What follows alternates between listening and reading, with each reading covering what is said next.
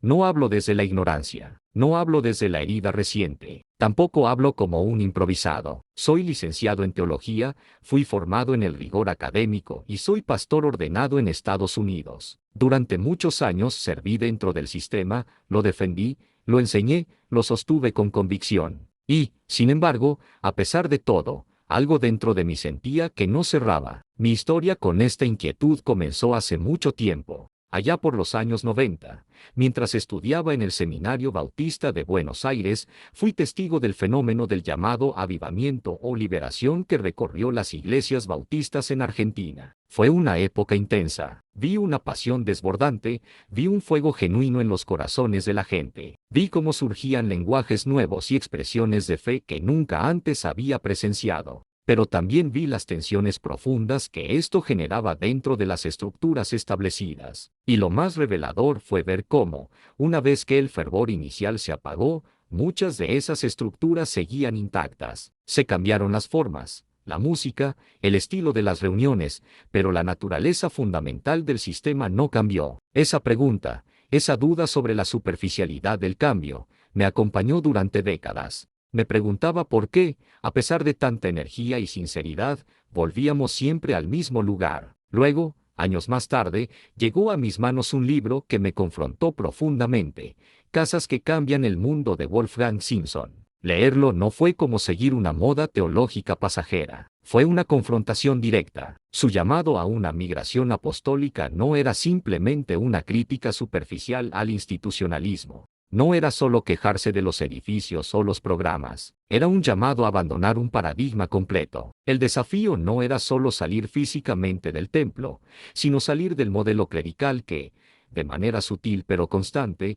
convierte al pueblo de Dios en una audiencia pasiva. Simpson me obligó a cuestionar la raíz misma de cómo entendemos y practicamos la iglesia. Y entonces, como a todo el mundo, me llegó la pandemia. Las puertas de las iglesias se cerraron de un día para otro, y el sistema que parecía tan sólido y eterno mostró su fragilidad de una forma brutal. De repente, todo aquello que considerábamos imprescindible, como el edificio, los programas semanales, los grandes eventos, resultó ser prescindible. Todo lo que parecía central en nuestra vida de fe resultó ser, en realidad, accesorio. Fue en ese contexto, encerrado en mi casa con mi familia numerosa, donde comenzó algo que ya no pude ignorar más. La iglesia dejó de ser el lugar al que yo iba para predicar desde un púlpito. Se convirtió en el lugar donde debía encarnar día a día todo lo que había enseñado durante años. De repente, no había púlpito, no había programa, no había plataforma, ni luces, ni equipo de sonido. Solo estaba Cristo, solo estaba la palabra.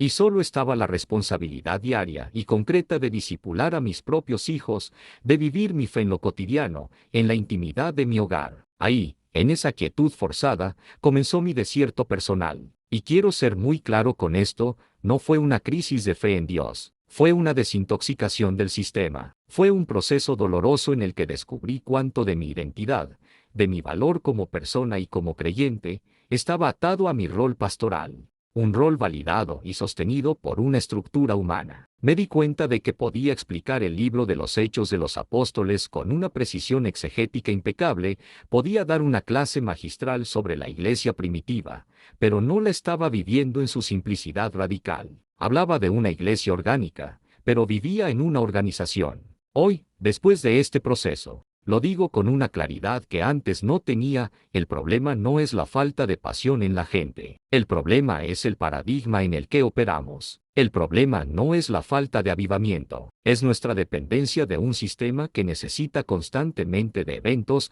de programas y de espectáculos para poder sobrevivir, para sentirse vivo. Un sistema que mide el éxito en números de asistencia y no en madurez espiritual. Con esto no estoy diciendo que abandono la iglesia. Al contrario, estoy rechazando su versión domesticada, su versión corporativa, su versión de club social con actividades religiosas. Quiero avanzar hacia algo diferente, hacia esa visión que Simpson describe tan poderosamente al final de su libro. Un movimiento de Cristo que sea descentralizado, que se multiplique de forma orgánica, que sea imposible de controlar por una junta directiva o un comité. Un movimiento imposible de institucionalizar porque su vida no depende de una estructura, sino del Espíritu Santo. Un movimiento donde cada creyente, sin excepción, asume su sacerdocio real y cada casa tiene el potencial de convertirse en un epicentro del reino de Dios. Mi anhelo ya no es reformar el escenario para que el show sea mejor. Quiero desmontar el escenario por completo.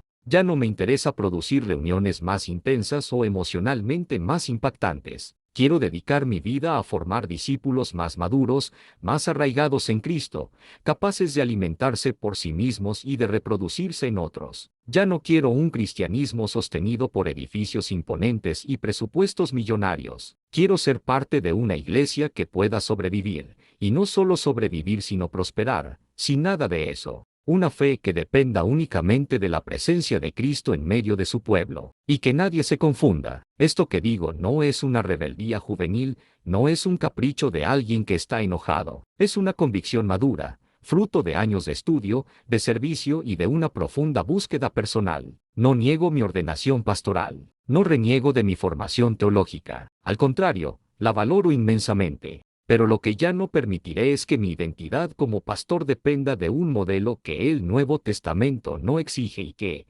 en muchos casos, hasta contradice. Así que sí, estoy en el desierto, pero no estoy perdido. Estoy migrando, y no estoy migrando hacia el aislamiento o el individualismo espiritual, que es un peligro real. Estoy migrando hacia una expresión de la iglesia que sea más simple, más orgánica, más bíblica y, por lo tanto, más imposible de domesticar por el espíritu de este siglo. Una iglesia donde las relaciones son más importantes que los rituales. Si esta transición, esta migración, me cuesta el reconocimiento de mis pares, la estabilidad económica o la aprobación institucional, que así sea. Prefiero 1000 veces la incomodidad de vivir en coherencia con lo que creo, que la falsa comodidad de vivir en una contradicción permanente. Y si el reino de Dios realmente comienza en una mesa, alrededor de una comida, en la simplicidad de un hogar, como lo hizo Jesús con sus discípulos, entonces ahí es donde quiero estar, en la mesa, no en la plataforma. Gracias por escucharme. Si esto resuena contigo,